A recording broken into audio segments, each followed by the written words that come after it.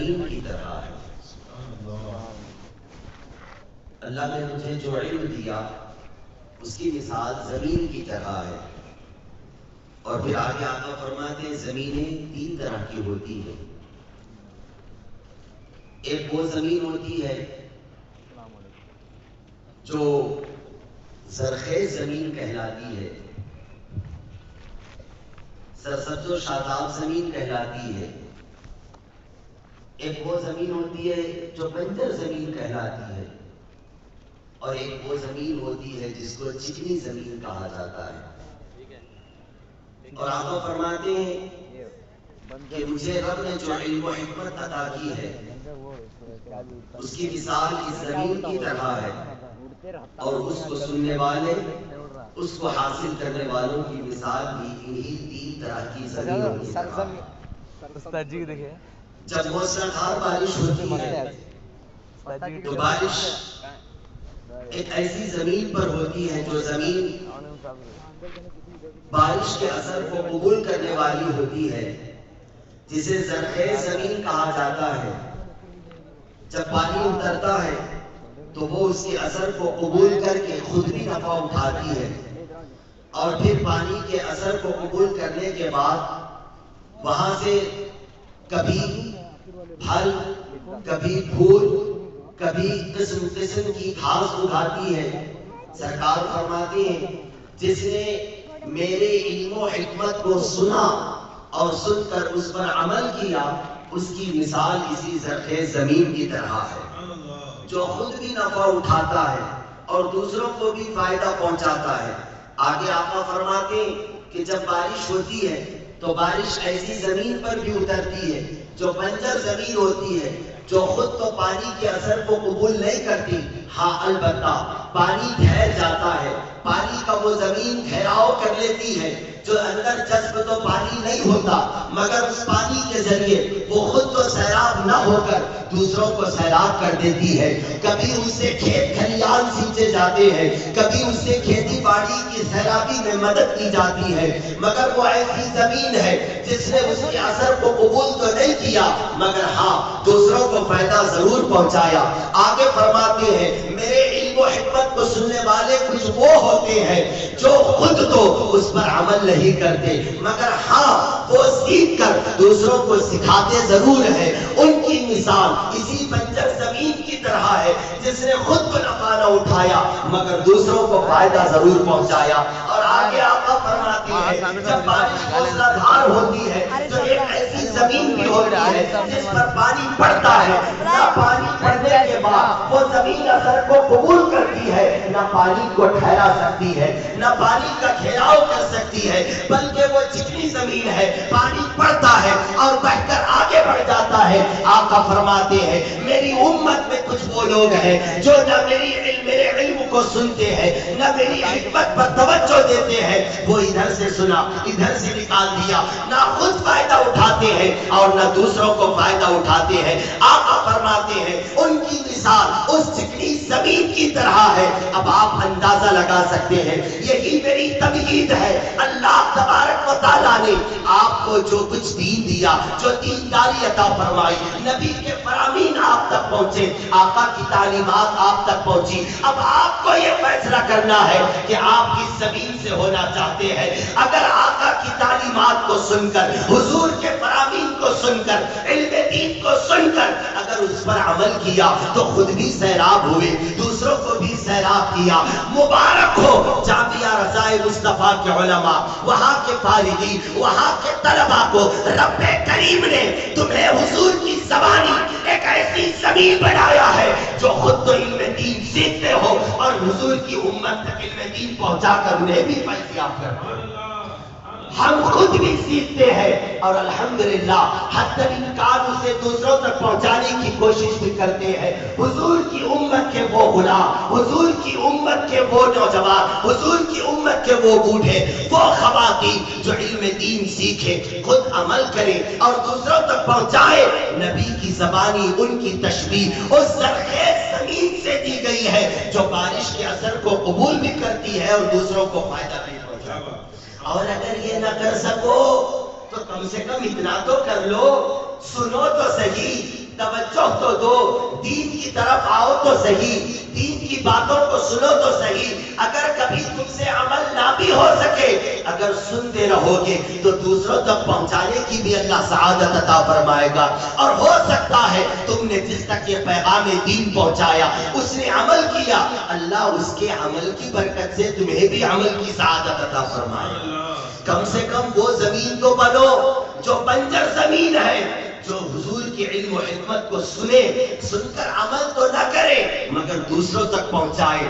مگر آخری والا حصہ یہ اس زمین کا ہے جو ایک چکنی سپاٹ زمین ہے، جس پر بارش تو ہوتی ہے مگر نہ وہ خود سیراب ہوتی نہ دوسروں کو سیراب ہوتی۔ اگر حضور کی باتیں ہم یوں ہی صبح قیامت تک سنتے رہے، نہ اس کا اثر ہماری ذات پر ہو، نہ اس کا اثر ہمارے اہل خانہ پر ہو، نہ ہمارے معاشرے پر ہو، نہ ہمارے دوستوں تک ہو، تو آپ اندازہ لگاؤ حضور کی حدیث کی روشنی میں تمہاری مثال اس زمین کی طرح ہے جس کا وجود زمین پر بیکار ہے، جو نہ خود بارش کو قبول کرتی نہ بارش کو محفوظ کر کے دوسروں کو فائدہ پہنچاتی۔ سرکار مدینہ صلی اللہ تعالی علیہ وسلم نے علم دین کی طرف اپنی امت کو کئی جگہ رغبت دلائی، کثرت سے قرآن میں، کثرت سے احادیث میں علم دین کی فضیلتوں کو اجاگر کیا گیا۔ آپ سوچتے ہوں گے آج ایک معاملہ عجیب سا بن گیا کہ آج لوگوں میں بھی دو طرح کے طبقے ہو گئے۔ ایک طبقے کو نام دیا گیا یہ دیندار طبقہ، ایک طبقے کو نام دیا گیا یہ دنیا دار طبقہ۔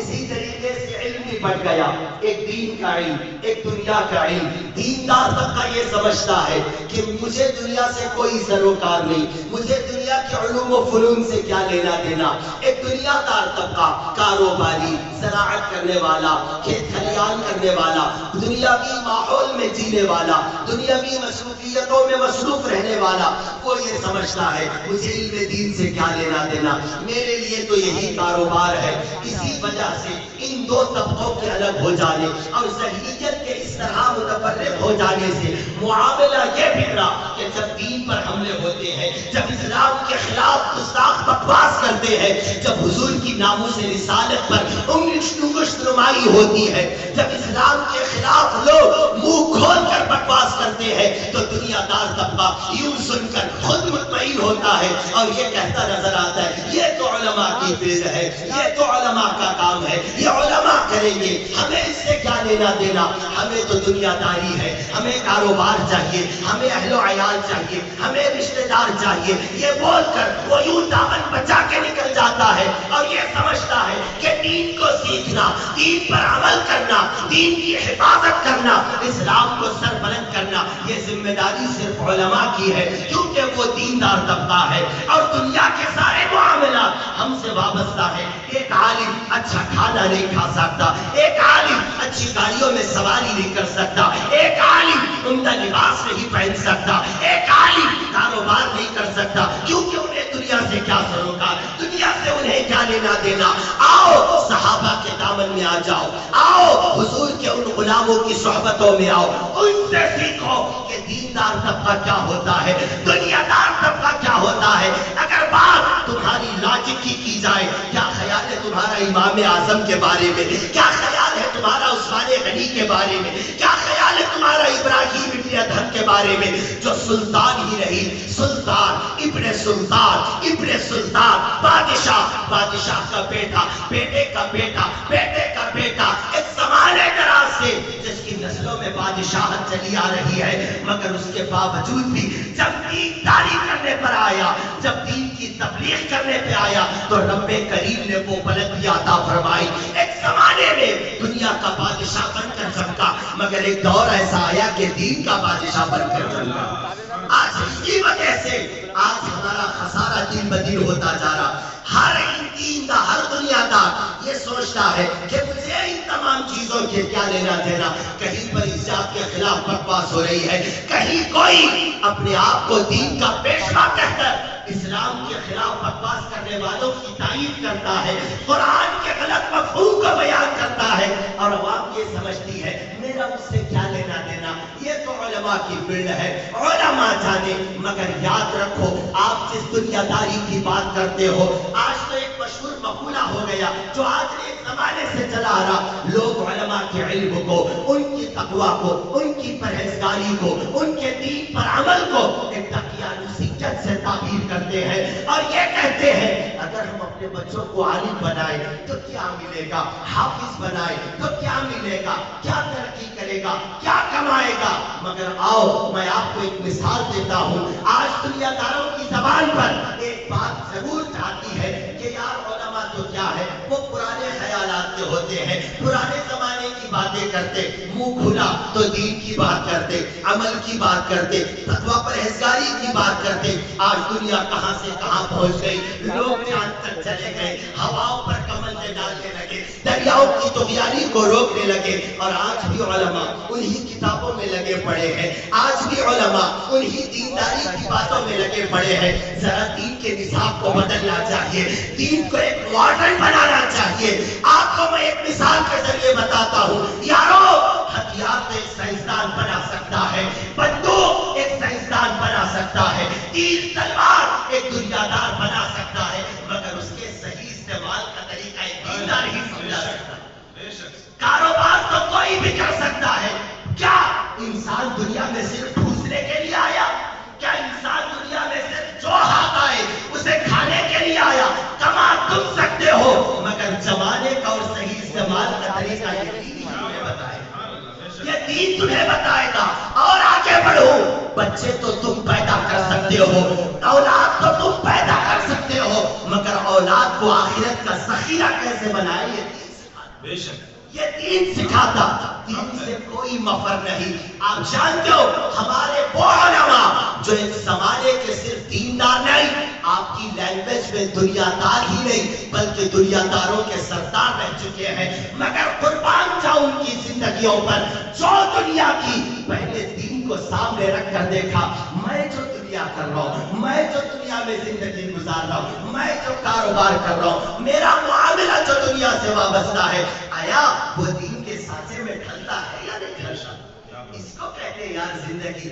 اگر کمانا کھانا ہی زندگی ہے، دین کچھ نہیں مانا رکھتا، تو آپ مسلمان اپنے آپ کو کیسے کہلاتے ہو؟ آپ کی یہ ذمہ داری ہے. جب نبی کا کلمہ ہم نے پڑھا، نبی کے دامن سے رب نے وابستگی دی، تو پھر دین کو پھیلانا، اس کی سربلندی کے لیے کوششیں کرنا، یہ صرف علماء کا حصہ نہیں، یہ عوام کا حصہ ہے. اور آپ کو یہ کیسے پتا چلے گا؟ ساری زندگی تو دنیا کرتے رہے، نہ خود پڑھے نہ اولادوں کو پڑھائے. آپ جانتے ہو جامعہ ہاضہ میں جو طلبہ زیر تعلیم ہے اور آج جن کی فراغت ہونے جا رہی ہے وہ معمولی نہیں، یہ وہ ہے جو سینکڑوں سالوں سے روایتی چیزیں جو چلی آ رہی ہے، ہمارے بزرگوں کا جو اسلاف کا طریقہ، ہمارے بزرگوں کی جو وراثت چلی آ رہی، یہ صرف اسی وراثت کے حقدار نہیں، یہ صرف اسی وراثت کے وارث نہیں. میرے آقا نے تو ان کو وہ بشارت عطا فرمائی، وہ بشارت عطا فرمائی. آقا فرماتے ہیں انبیاء جب دنیا سے جاتے ہیں نہ کوئی مال و زر وراثت میں چھوڑتے ہیں، نہ کوئی دولت وراثت میں چھوڑتے ہیں. انبیاء اگر کچھ چھوڑ جاتے ہیں تو وہ علم دین ہے، وہ علمی وراثت ہے. اور اللہ تبارک و تعالی جس سے بھلائی کا ارادہ فرماتا ہے اسے دین کے لیے منتخب کر لیتا ہے، اسے دین کے لیے منتخب کرتا ہے. آپ جانتے ہو حدیثوں میں آیا ہوا ہے پڑھنے والا، پڑھانے والا، معلم اور متعلم. ایک دن حضور نے اپنی دونوں انگلیوں کو اشارہ کرتے ہوئے فرمایا معلم اور متعلم دونوں اجر میں برابر ہیں. معلم اور متعلم دونوں اجر میں برابر ہیں. اور پھر اس کے بعد آقا فرماتے ہیں ان دونوں کو چھوڑو تو پھر کہیں پر بھی خیر نہیں. یہی خیر ہے، یہی خیر کا ذریعہ ہے، یہی بھلائی ہے. ان دونوں کو چھوڑو تو پھر آپ کو لوگوں میں کہیں خیر نظر نہیں آئے گا. یہ وہ ہے جن کے بارے میں کیا کہوں. میں ایک روایت جو واقعے کی روشنی میں آپ کے حوالے کرنا چاہوں گا. آپ یہ سمجھتے ہوں گے یہ دین پڑھنا بڑا آسان ہے. نہ، پرانے زمانے کا ایک مقولہ بڈھوں کا یاد رکھو. بوڑھوں نے بڑی اچھی بات کہی ہے. انہوں نے کہا دین پڑھنا لوہے کے چنے چبانے سر کا، دین پڑھنا لوہے کے چنے چبانے کے سر کا ہے. یہ اتنی آسانی سے کسی کو نہیں ملتا. کبھی اپنے عزیز بیٹے کو ادارے میں لا کر تو چھوڑو، پتا چلے گا ماں باپ کو قربان کرنا، اہل و عیال کو قربان کرنا، رشتہ دار، دوست احباب، وہ عمریں یار جو عمریں کھیلنے کی ہوتی ہے، ان عمروں میں اللہ اس کے رسول کی تعلیم